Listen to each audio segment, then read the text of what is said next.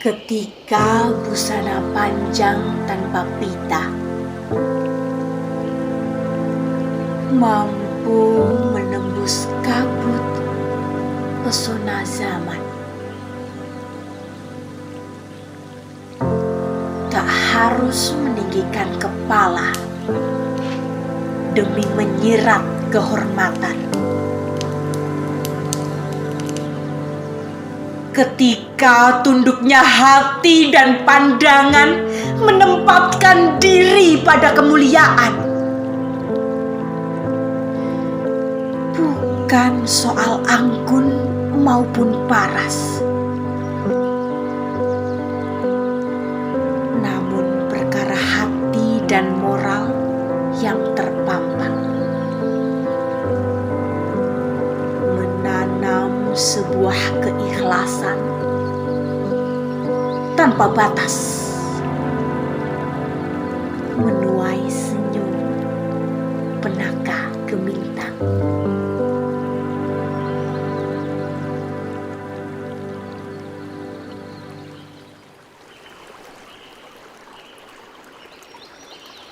Makna perempuan itu sangat luas sekali. Jadi bagaimana perempuan ini sebetulnya miniatur sebuah negara. Karena dari miniatur perempuan inilah sebetulnya bisa menjadikan apa negara ini, contoh kecil seperti itu. Apalagi di dalam keluarga ya. Jadi perempuan ini sebetulnya ya dia pusat inspirasi, kemudian pusat kreativitas juga, komplit. Jadi tidak sekedar dari satu sudut pandang saja. Artinya kita perempuan harus juga menjadi pembelajar yang baik. Kenapa kita saat ini masih di posisi ini?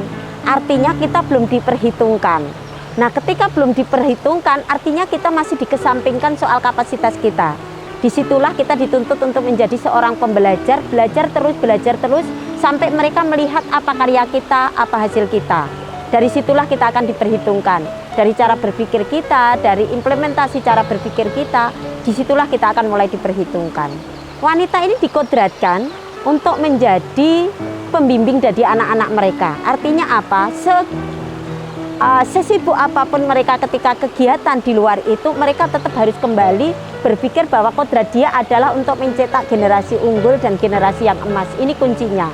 Karena secara keseharian, perempuan inilah yang banyak bersentuhan dengan keluarga, dengan anak secara langsung, terutama yang terkait tentang pendidikan anak.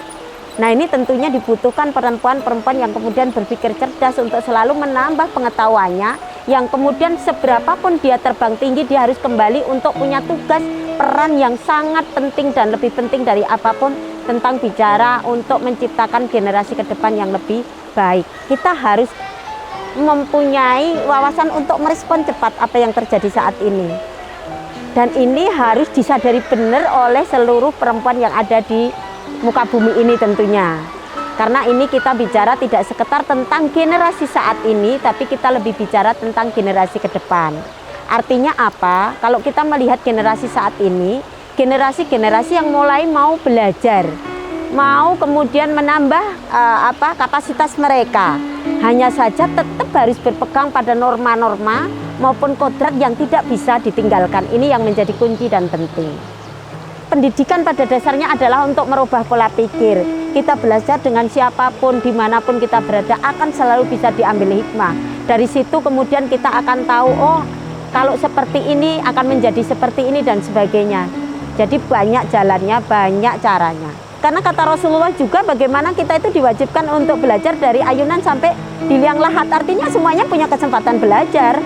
Ini tidak ada perbedaan. Karena apa? Dengan kesempatan belajar ini, terutama untuk perempuan, dia akan kapasitas dia akan tentu lebih baik ketika dia menjalankan perannya. Ya baik itu peran ketika di keluarga, peran dia di masyarakat, maupun peran dimanapun di lingkungan dimanapun dia berada. Keluasan dalam berpikir dia, keluasan dalam ilmu dia tentu akan mempengaruhi sekali dalam dia berpikir dan bersikap serta bertindak. Nah, ini kita memang sebuah gerakan yang memang murni karena mereka ada kepedulian ya. Memang kita diikuti banyak pihak, tapi mereka yang peduli, dan kita memang tidak kemudian pakai aturan harus begini dan begitu. Karena bagi saya ketika mereka peduli tentu mereka akan tahu apa yang harus mereka lakukan. Ya ada dari kelompok masyarakat, kelompok organisasi, dari berbagai pihak lah kita kemudian banyak kita ngobrol sama-sama misi kita, sama-sama visi kita ingin berbagi, kita ingin bicara tentang kemanusiaan, ingin bicara tentang berbagi kebaikan. Ya dari situlah kita kemudian menjadi kumpulan orang-orang yang mau bicara di satu hal yang sama visinya tadi.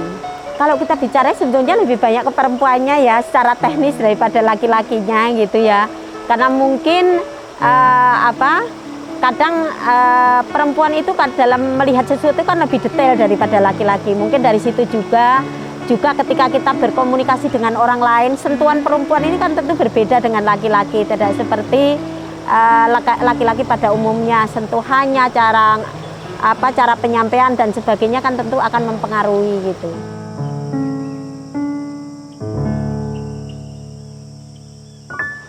Kita dimulai waktu itu di tahun 2012 dan itu memang sangat terseok-seok, nggak mudah. Apalagi kalau bicara tentang perempuan yang ngomong gitu ya. Terus kemudian mohon maaf di masyarakat kita terbiasa melihat siapa yang ngomong, selalu melihat ke status sosial dan sebagainya. Sedangkan kalau saya itu kan memang tidak berstatus sosial yang seperti yang mereka bayangkan, hanya ibu rumah tangga gitu ya. Tapi saya pun ingin dalam hidup ini kita harus membuat sejarah dan kami ingin membuat sejarah itu gitu. Bahwa siapapun sebetulnya punya kesempatan untuk mereka berperan menjadi lebih baik, membuat sesuatu sejarah yang kemudian bisa dilihat orang dalam artian bukan untuk kita diakui eksistensinya, artinya ke depan ini menjadi contoh bahwa siapapun punya kesempatan yang sama, kesempatan belajar, kesempatan untuk bisa berbagi dan sebagainya. Pertama kita harus komitmen yang kuat, yang kedua konsisten. Nah konsekuensi dari konsisten itu apapun cara pandang masyarakat ketika menerima apa yang kami lakukan ini, ya kita harus berpikir positif. Jangan kemudian wah kok dia nggak suka sama saya, kemudian kok dia nggak bisa menerima apa yang kita omongkan.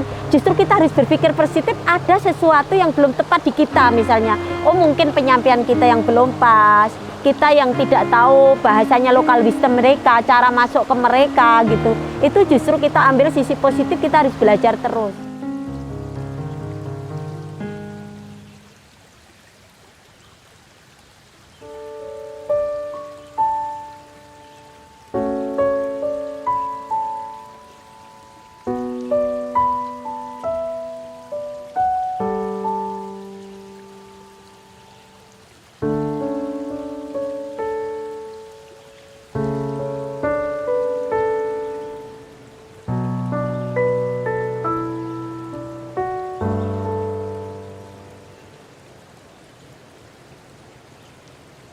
Contoh praktik nyata. Jadi yang namanya kita kemudian menjadi contoh di dalam praktek, contohnya ketika saya bicara, oh Anda harus memanfaatkan dan mengelola air hujan misalnya. Tentu saya harus melakukan dulu gitu. Ketika saya bicara kok saya tidak melakukan, orang nggak akan mudah menerima. Karena prinsip masyarakat kita belajar itu sederhana. Melihat, mengamati, kemudian meniru. Jadi harus menjadi contoh baik dulu. Itu kuncinya. Setelah menjadi contoh baik, orang akan penasaran, bertanya, baru kita jelaskan. Jadi tidak harus kemudian orang nggak tahu apa-apa, kita jelasin gini-gini, orang akan ini juga kan nggak bisa melihat, kok bisa lu ngomong, apa sih buktinya misalnya gitu.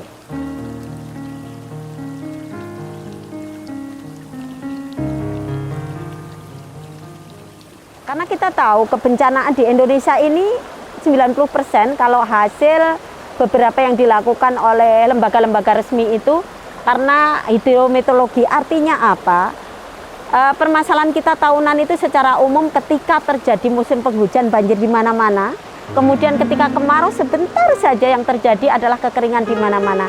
Artinya kita perlu untuk belajar tentang manajemen air ini dengan memanfaatkan dan mengelola anugerah air hujan ini agar tidak jadi masalah.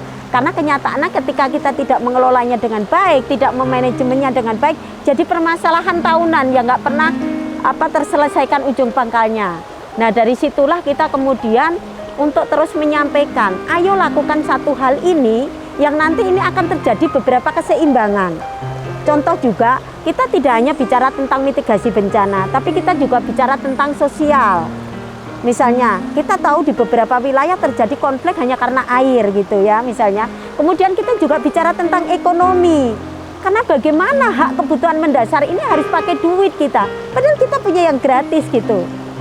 Dan kita bisa untuk kemudian bicara tentang kesejahteraan. Karena kebutuhan mendasar tidak perlu pakai duit gitu. Belum lagi kita bicara tentang dari sudut pandang yang lain misalnya. Dari sosial, kesehatan, budaya tentunya banyak hal. Jadi dari satu hal ini saja kita bisa belajar di berbagai sudut pandang keilmuan maupun dari segala unsur kehidupan yang ada di sekitar kita gitu. Sebetulnya kita hanya belajar dari yang dilakukan oleh nenek moyang kita ya. Contohnya mereka bagaimana mereka cara memberi pembelajaran kita untuk konservasi air misalnya. Bagaimana air hujan itu untuk tidak jatuh di lahan-lahan tetangga misalnya dengan di batas-batas mereka, genteng-genteng pecah ditata misalnya. Kemudian mereka membuat lubang-lubang yang multifungsi untuk sampah daun, juga itu untuk memasukkan resapan-resapan air. Artinya salah satunya adalah kalau kita mengalirkan air di atas membuat bencana, tapi kita mengalirkan di bawah itu artinya kita justru memberi sedekah. Justru itu bermanfaat yang luar biasa, termasuk ekosistemnya. Kenapa begitu? Permasalahan kita itu mata rantai kehidupan kacau itu kan karena kita tidak bisa menjaga keseimbangan. Termasuk di dalamnya ketika kita tidak mengelola air hujan ini dengan baik. Contoh kecil juga bagaimana air hujan ini sanggup untuk menjadi kalau kita nyiram dengan air hujan ini luar biasa suburnya. Nah ini artinya ini menjaga Allah itu ciptakan semua makhluk di sini itu saling memberi manfaat. Dan itu yang harus kita belajar terus. Termasuk kaitannya dengan air hujan ini. Kalau kita bicara air hujan mungkin itu salah satu bicara tentang pintu masuk karena di situ matanya komplit. Kita juga ada pesan-pesan moral di situ. Bagaimana air hujan itu universal, tidak pilih-pilih. Artinya kita pun cara berpikirnya juga harus begitu. Kepada siapapun kita tidak perlu pilih-pilih.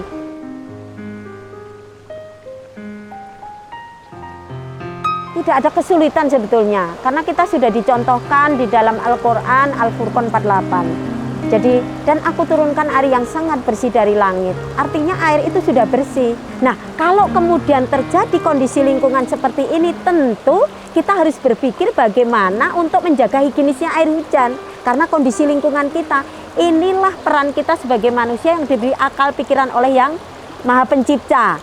Nah, kalau yang kami lakukan di pembelajaran kami adalah saat yang tepat dan cara yang tepat itu menjadi kunci. Karena dengan begitu kita mampu menjaga higienisnya air hujan. Nah, saat yang tepat itu yang seperti apa? Ya lewatkan dulu hujan pertama. 5, 10 menit, 15 menit pertama. Karena apa? Karena di saat itu mungkin polutan atap juga tinggi, polutan udara pun tinggi. Itu biar larut dulu baru nanti kita tampung. Itu kalau hujan intensitasnya deras. Kemudian setelah itu kita saring. Dan kita bisa mendapatkan air yang paling higienis adalah di saat hujan deras dengan petir menyambar-nyambar. Wah, itu luar biasa sekali, murni sekali dan tidak perlu treatment khusus, tidak perlu treatment yang rumit. Karena itu pun sudah sangat layak untuk diminum. Hanya kemudian kalau ingin pengolahan-pengolahan yang lain untuk meyakinkan mau direbus silahkan, masukkan di kendi silahkan. Tapi saat yang tepat dan cara yang tepat sudah menjadi bagian dari cara kita mengolah air. Jadi air hujan jatuh langsung kita minum juga nggak apa-apa. Artinya sangat aman, tidak perlu treatment khusus dan tidak perlu hal-hal yang rumit yang seperti kita bayangkan gitu. Itulah kita kemudian kita membuka sekolah air hujan, salah satunya adalah itu sebagai wadah berbagi informasi terkait dengan air hujan. Artinya tempat itu tempat kita sharing bersama sehingga satu sama lain memberikan informasi yang saling melengkapi sehingga nanti menuju kita keyakinan. Misalnya contohnya, kalau kami nampung begini kok begini. Nah, kita di situ sharing, kita ditunjukkan data-data yang kita lakukan misalnya. Apa sih jeleknya air hujan, kita lihatkan data-data yang ada di kita. Kemudian itu bagian dari meyakinkan dan mereka melihat praktek nyata kita.